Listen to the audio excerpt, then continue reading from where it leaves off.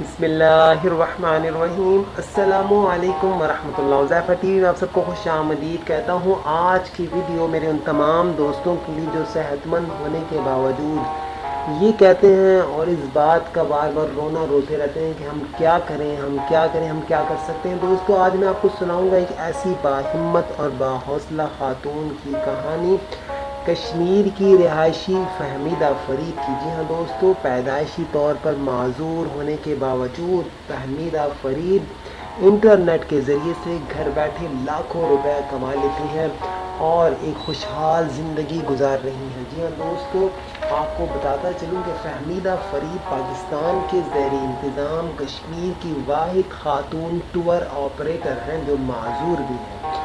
تعلیم مکمل کرنے کے بعد متحرک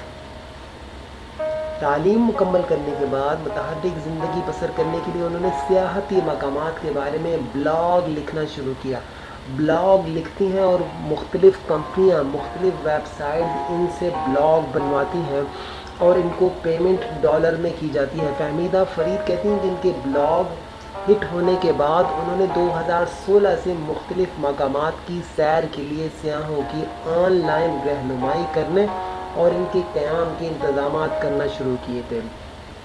کئی سیاحتی کمپنیاں سیاحوں کو راغب کرنے کے لیے فہمیدہ فرید سے اجرت پر بلاگ تحریر کرواتی ہیں۔ خوبصورت مقامات کے بارے میں معلوماتی بلاگز پڑھ کر سیاح ان علاقوں کی سیر کے لیے ان سے رابطہ کرتے ہیں، جنہیں Fahmida Farid on line booking کی سہولت مہیا کرتی ہیں۔ دوستو، یہ پیدائشی طور پر معذور خاتون بلاگ کے ذریعے سے اور آن لائن ٹور آپریٹر کے ذریعے سے تقریباً 1 سے 1.25 لاکھ روپیہ بآسانی ہر ماہ کما لیتی ہیں۔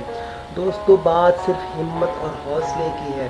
اگر کرے انسان ہمت اور حوصلہ تو منزل دور نہیں ہوتی۔ ڈیئر فرینڈز، یہ تھی آج کی ایک چھوٹی سی سٹوری۔